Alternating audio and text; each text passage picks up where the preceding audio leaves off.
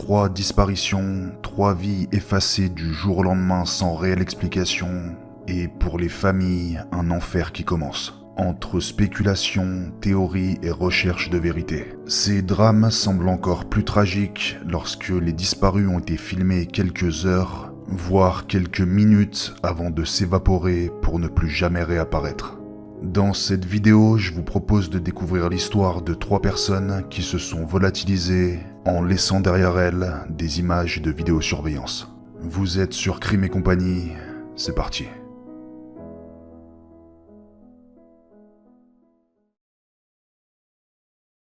Hong Kong, une ville qui ne dort jamais, plus de 7 millions d'habitants, des ruelles bondées et des gratte-ciels qui s'élèvent dans la brume, et parfois des secrets qui disparaissent dans la foule. Le 10 novembre 2008, une jeune touriste canadienne de 30 ans, Annie Achekian, s'évapore littéralement sans laisser de traces. Ni corps, ni indice, seulement quelques retraits d'argent, un message d'anniversaire et un mystère qui hante encore les enquêteurs plus de 15 ans plus tard. Ces dernières traces de vie vont être enregistrées par les caméras de vidéosurveillance d'une banque, puis c'est silence radio. Mais pour mieux comprendre cette affaire, il faut d'abord connaître la jeune femme. Annie Achekian est née et a grandi à Windsor, dans l'Ontario, au Canada.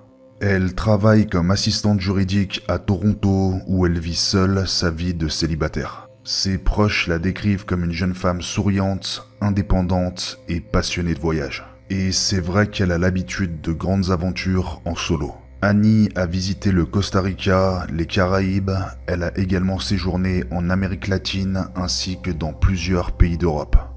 Selon ses proches, ce goût pour les voyages en solo est une part importante de sa personnalité, ce qui explique peut-être qu'elle est souvent baroudée sans compagnon ni groupe organisé, avec un grand attachement à sa liberté. Son projet ambitieux, visiter 30 pays avant ses 31 ans. Et c'est ainsi qu'en octobre 2008, elle décide de s'offrir une aventure en Asie et, une fois n'est pas coutume, elle est accompagnée d'un groupe de fidèles amis. Elle veut découvrir la Chine, Hong Kong et revenir à temps pour passer les fêtes avec sa famille.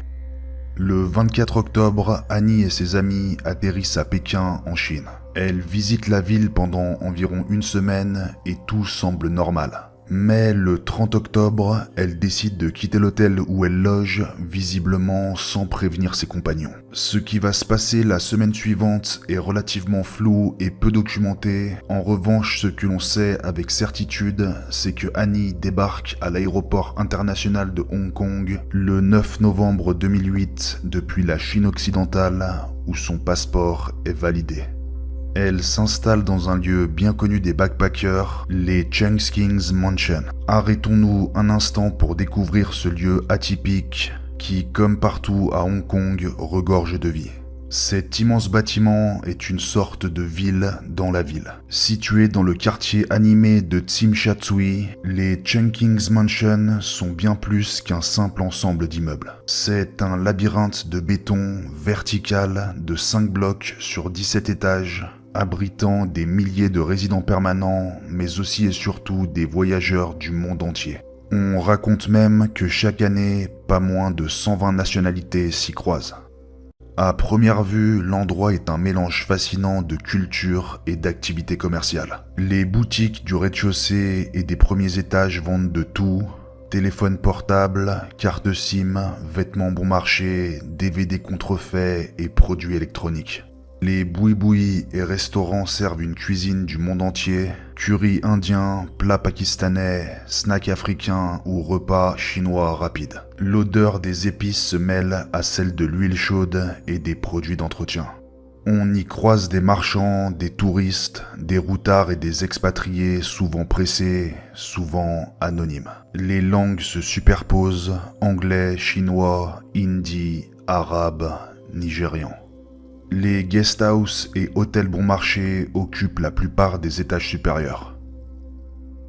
Les chambres y sont exiguës, parfois à peine 6 ou 7 mètres carrés, avec un lit simple, un ventilateur ou un climatiseur sommaire et parfois une salle de bain partagée. Ces chambres sont louées à la nuit à des prix très abordables, attirant voyageurs solo et backpackers. La rotation des clients est rapide, ce qui rend le suivi des occupants presque impossible. Les couloirs sont étroits et bruyants, les portes souvent mal fermées, et chaque étage ressemble à un labyrinthe identique à l'autre. Mais l'envers du décor, c'est aussi les trafics. Petits vols, pickpockets, arnaques aux cartes de crédit, vols dans les chambres, le marché noir et les contrefaçons, mais aussi les réseaux criminels. Bien que discrets, certains groupes exploitent la densité et la confidentialité du lieu pour des activités illégales. C'est dans cette ambiance que s'installe Annie Achekian qui découvre Hong Kong pour la toute première fois. Le soir du 10 novembre 2008, Annie envoie un message d'anniversaire à sa sœur à destination de sa jeune nièce. Ce sera sa dernière activité téléphonique. Le soir même, elle quitte sa chambre vers minuit et est repérée par une caméra de sécurité dans le quartier très fréquenté de Causeway Bay. Entre minuit 3 et minuit 8, elle effectue 2 retraits d'argent consécutifs dans un distributeur automatique. On en ignore le montant exact, mais la somme est décrite comme significative, peut-être entre 200 et 400 dollars. Des retraits nocturnes étranges, surtout pour une voyageuse expérimentée qui est censée savoir qu'il n'est pas forcément recommandé de se balader seule dans un pays qu'on ne connaît pas avec de grosses liquidités. Ces images de vidéosurveillance sont les dernières traces de vie d'Annie Achekian. Annie avait promis à sa famille de l'appeler régulièrement et surtout d'être au retour en décembre. Alors quand elle manque son vol retour prévu pour le 15 décembre 2008, sa famille va rapidement s'inquiéter, surtout que la jeune femme reste désespérément injoignable. Lorsque la police de Hong Kong est alertée via l'ambassade canadienne quelques jours plus tard, Annie n'a donné aucun signe de vie depuis près de 1 mois. Et malheureusement, la plupart des images de vidéosurveillance sur place ont été effacées. Les pistes les plus fraîches se sont envolées. Retrouver la trace de la jeune touriste va se révéler très compliqué. En réalité, les autorités ne parviendront jamais à mettre la main sur le moindre indice permettant de remonter la piste d'Annie et de savoir ce qui lui est arrivé. Les mois puis les années vont s'écouler, laissant sa famille dans le désarroi et l'incertitude. Alors qu'a-t-il bien pu arriver à la jeune baroudeuse de 30 ans ? Ces derniers retraits bancaires posent question et certains se demandent si Annie aurait pu vouloir disparaître volontairement et refaire sa vie ailleurs. Pour sa famille, c'est inimaginable. Elle était très proche d'eux et jamais elle n'aurait pu se volatiliser en les laissant avec toutes ces questions. Et il est vrai qu'il y a beaucoup de failles dans cette théorie, parce qu'il n'y a plus jamais eu de mouvement sur les comptes bancaires de la jeune femme, ni sur ses messageries et relevés téléphoniques. Disparaître durablement avec 200 ou 400 dollars sans aide extérieure et à l'autre bout du monde semble assez fantaisiste. Vient ensuite la piste d'un enlèvement par un réseau local. Par exemple lorsqu'elle séjournait au Checking Mansion, qui, comme on l'a vu précédemment, n'est pas forcément un endroit très sécure, en particulier pour une femme qui voyage seule. Hong Kong est un hub international et certains réseaux criminels exploitent la confusion pour faire disparaître des personnes sans laisser de traces et les livrer à des trafics d'êtres humains. L'accident aussi peut être évoqué, une chute dans la mer ou dans une zone isolée pourrait expliquer l'absence de corps, mais dans la fourmilière qu'est Hong Kong, il est tout de même étrange que personne n'ait rien vu ou rien retrouvé plus de 15 ans après les faits. Enfin, et c'est sans doute la thèse la plus crédible, celle de la mauvaise rencontre. Une agression ou une tentative de vol qui a mal tourné. Après ces retraits d'argent, Annie pourrait avoir été suivie puis attaquée. Les Checking Mansions abritent une petite criminalité et il est possible qu'elle ait été victime d'un vol qui a dégénéré. Ces derniers retraits bancaires étranges au milieu de la nuit sont un mystère et c'est peut-être aussi la clé de l'énigme qui entoure la disparition d'Annie Achekian ce 10 novembre 2008. Aujourd'hui encore, personne n'a été en mesure d'expliquer ce qui lui est arrivé et son cas demeure désespérément non élucidé.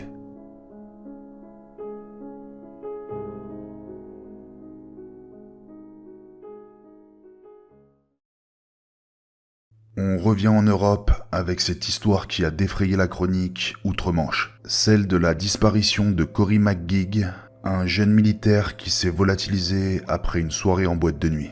Une affaire qui va connaître de nombreux rebondissements. Cory est né en Écosse en 1993 et a grandi dans la ville de Keppar avant de déménager à Dunfermline à l'âge de 9 ans suite au divorce de ses parents.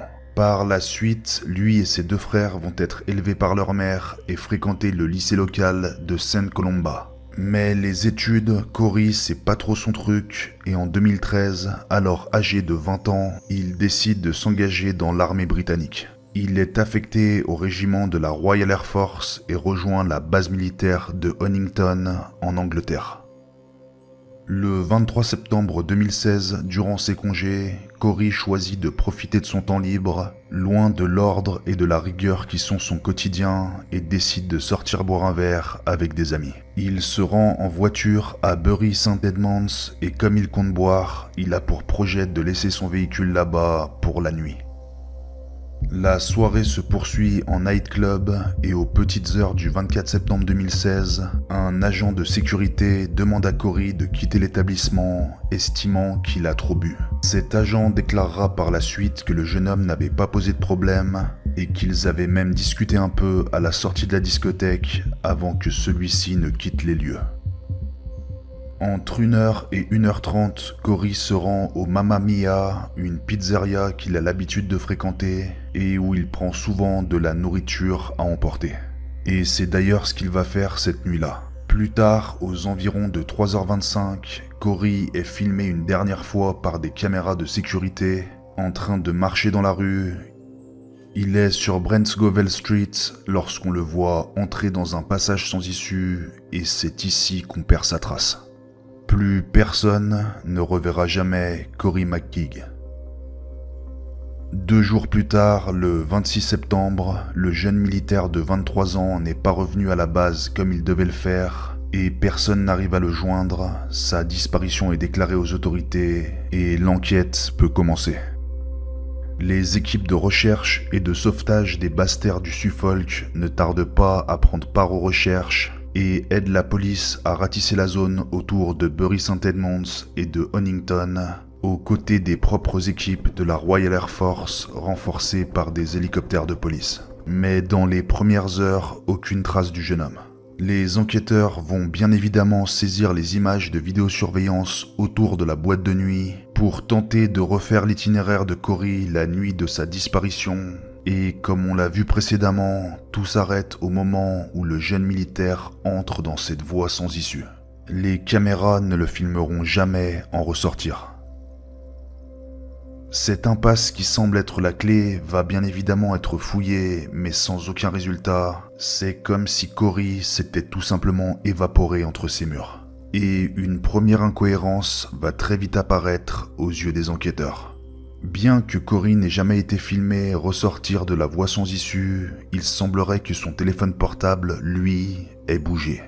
Le matin de sa disparition, son Nokia Lumia a été retracé se déplaçant de Bury St Edmunds jusqu'à Barton Mills à environ 19 km au nord-ouest et les données du téléphone indiquent que ce trajet a duré 28 minutes, ce qui signifie qu'il n'a pas pu être transporté par une personne marchant à pied, mais vraisemblablement dans un véhicule.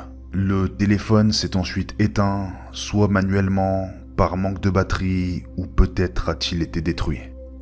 Les équipes de recherche vont alors émettre la possibilité d'une défaillance technique des caméras qui ne montrent jamais le jeune homme ou quiconque ressortir de cette ruelle, ou éventuellement qu'il ait sauté un mur pour s'échapper de l'autre côté, même si la configuration des lieux rend la chose peu probable. Cory aurait-il pu ensuite faire de l'autostop pour rentrer à la base militaire ? Sa mère a déclaré que le jeune homme aurait accepté d'être pris par un automobiliste si on lui avait proposé, tout comme il l'aurait fait s'il conduisait et voyait quelqu'un marcher seul sur le bord de la route. Elle a également appelé toute personne susceptible de l'avoir pris en stop à se manifester, même si un incident s'était produit. À ce moment de l'enquête, la police n'exclut aucune piste, y compris celle de l'intervention d'un tiers. En février 2017, les enquêteurs vont s'intéresser à une décharge près du dernier endroit où le téléphone de Cory a pingé sur une antenne relais. Et ça va marquer le début de longues recherches, de déblaiements et d'analyses. La tâche est colossale, près de 1000 mètres carrés sur une profondeur de 8 mètres vont être examinés pendant plusieurs mois. En mai 2017, plus de 3000 tonnes de déchets avaient été passées au crible. Mais le 21 juillet 2017, 20 mois après le début des recherches dans la décharge, la police du Suffolk annonce dans une conférence de presse que les recherches sont terminées sans résultat positif pour Cory. Une entreprise qui aura coûté plus de 2,1 millions de livres sterling en faisant l'une des enquêtes pour disparition les plus coûteuses du Royaume-Uni. Bien qu'aucun indice tangible, si ce n'est le ping du téléphone du jeune homme qui s'est déplacé jusqu'à la décharge de Barton Mills, une nouvelle équipe d'enquête est mobilisée et petit à petit, une hypothèse va germer dans la tête des enquêteurs. Le soir de sa disparition, après être entré dans la ruelle sans issue, alcoolisé, Cory se serait assoupi dans l'un des conteneurs à ordures montés sur roulette et stationné dans l'impasse. Au petit matin, le camion de poubelle mandaté pour enlever les ordures aurait chargé et compacté le jeune homme dans sa presse avant de prendre la direction de la décharge pour en vider son contenu. Cette thèse expliquerait pourquoi on n'a jamais revu le militaire ressortir de la ruelle sur ses deux jambes. La police du Suffolk a révélé avoir analysé les données relatives au poids des conteneurs transportés depuis le secteur jusqu'à la décharge de Milton.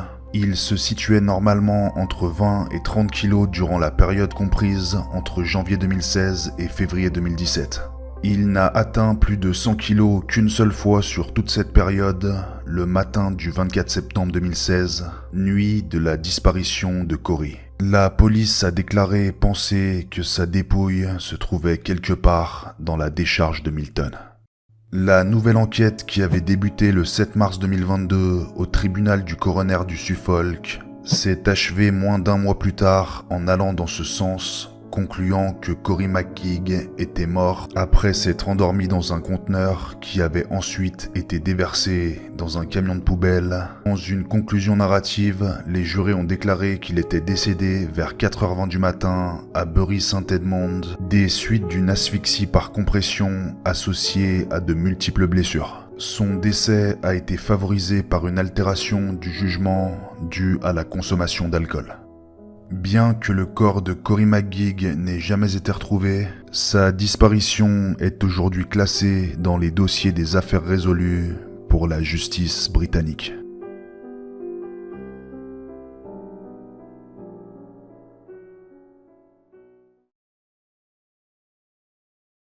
Partons maintenant pour la Colombie-Britannique, la province la plus occidentale du Canada. Le 28 novembre 2012, entre 19h15 et 20h, la police de Victoria reçoit un signalement. Une femme au comportement étrange qui marche pieds nus est observée près de l'hôtel Fairmont Empress de la ville. Elle semble en errance. Arrivés sur place, les agents des services de police de Victoria lui demandent ses papiers, puis vont interroger la jeune femme. Mais après avoir discuté avec elle près de 45 minutes, ils jugent qu'elle ne représente aucun danger pour elle ou pour les autres et décident de la laisser partir. Ils ne le savent pas encore, mais ce sont les dernières personnes à voir Emma Filipov. La jeune femme de 26 ans va ensuite s'évaporer dans la nuit et ne plus jamais réapparaître. Emma Filipov est née en 1986 dans l'Ontario. C'est une jeune femme au tempérament libre et indépendant, profondément sensible et introspective. Artiste dans l'âme, elle aime la poésie, la photographie et la nature, cherchant sans cesse l'inspiration dans les paysages et les rencontres. Ceux qui la connaissent la décrivent comme une personne douce et empathique, parfois mystérieuse, avec une tendance à garder ses émotions pour elle. Emma mène un mode de vie volontairement minimaliste, fuyant la routine et les contraintes matérielles. Elle alterne entre des petits appartements, son van et parfois un refuge pour femmes, Non pas par nécessité extrême, mais pour économiser en vue d'un projet de voyage ou d'un retour dans sa ville natale en Ontario.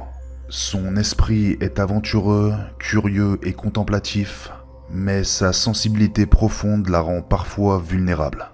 En quête de liberté et d'authenticité, elle aime se fondre dans l'anonymat d'une ville comme Victoria, tout en restant très attachée à sa famille et à ses proches, même si elle peine à exprimer ses tourments intérieurs.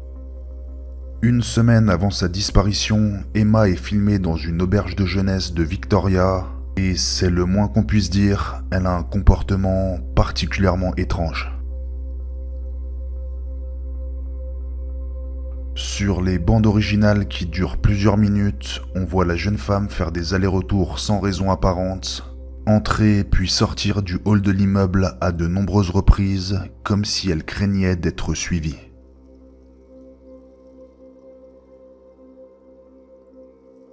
Elle regarde à gauche, à droite, avant de reprendre son manège.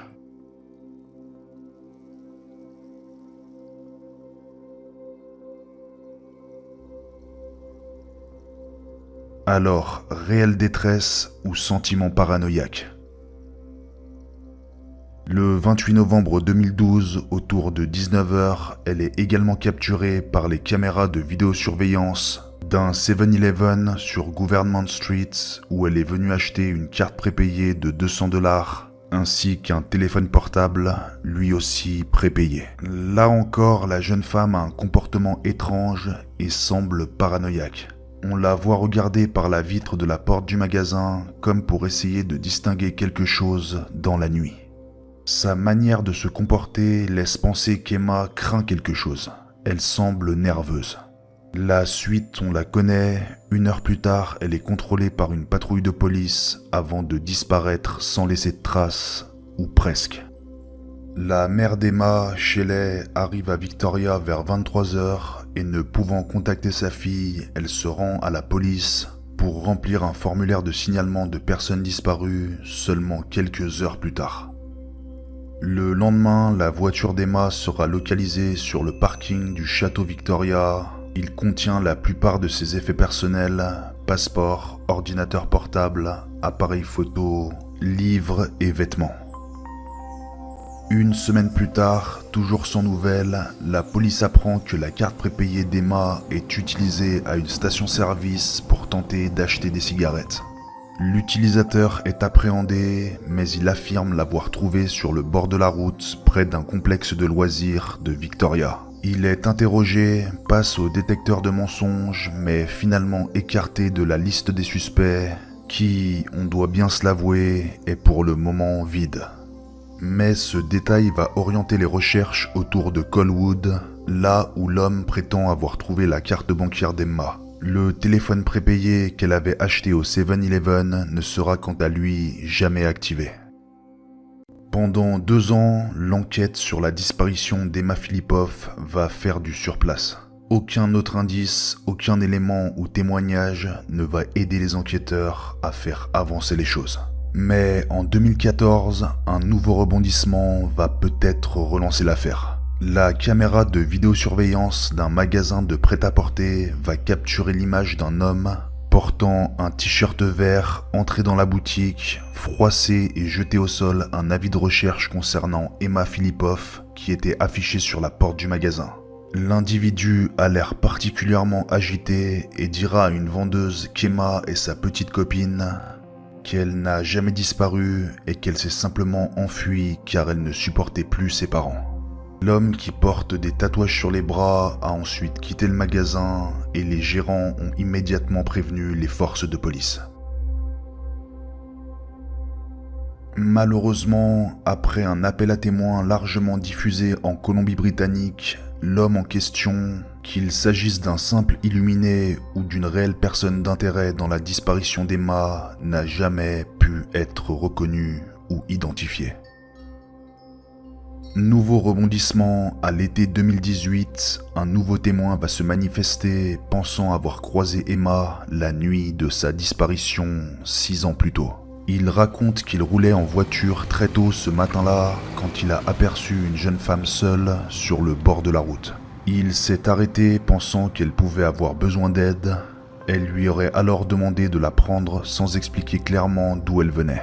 Elle semblait désorientée, légèrement confuse, mais pas agressive ni incohérente. Elle était très mince, avec des cheveux longs et ébouriffés, et portait des vêtements correspondant à ceux décrits dans l'avis de disparition d'Emma. Le témoin dit qu'elle s'est installée dans la voiture et est restée plutôt silencieuse tout au long du trajet, jusqu'à lui demander de la déposer à l'intersection Admirals et Craigflower, un point de passage vers la zone de Coldwood. Rappelez-vous, c'est ici que sa carte bancaire prépayée a été retrouvée au bord d'une route. C'est là qu'elle serait descendue puis partie à pied sans se retourner. Un témoin plutôt crédible et qui serait peut-être la dernière personne à avoir vu la jeune femme. Depuis 2012, la famille d'Emma, notamment sa mère Shelley, n'a jamais cessé de la chercher. Des affiches, des veillées, un site internet et des campagnes médiatiques ont été organisées pour maintenir l'affaire dans la lumière. La communauté de Victoria et même d'illustres inconnus continuent de partager des informations dans l'espoir de la retrouver un jour. Alors, accident, mauvaise rencontre, troubles psychiatriques, difficile à dire. Mais depuis, c'est le silence. La Canadienne n'a plus jamais fait parler d'elle et l'éventuel unique suspect, aujourd'hui rebaptisé The Green Shirt Man, n'a toujours pas été identifié. La disparition d'Emma Filipov, aussi dramatique qu'énigmatique, demeure un mystère et semble vouloir rester une affaire non élucidée. C'est la fin de la vidéo, j'espère qu'elle t'a intéressé. Si c'est le cas, n'hésite pas à la liker, la commenter et la partager. Ça me sera très utile pour aider la chaîne à décoller. Et surtout, abonne-toi en pensant à activer la petite cloche pour ne pas manquer les prochaines. Et si tu as des conseils ou des remarques pour améliorer mes vidéos, elles sont les bienvenues. Moi, j'ai plus qu'à te dire à très vite pour de nouvelles histoires vraies.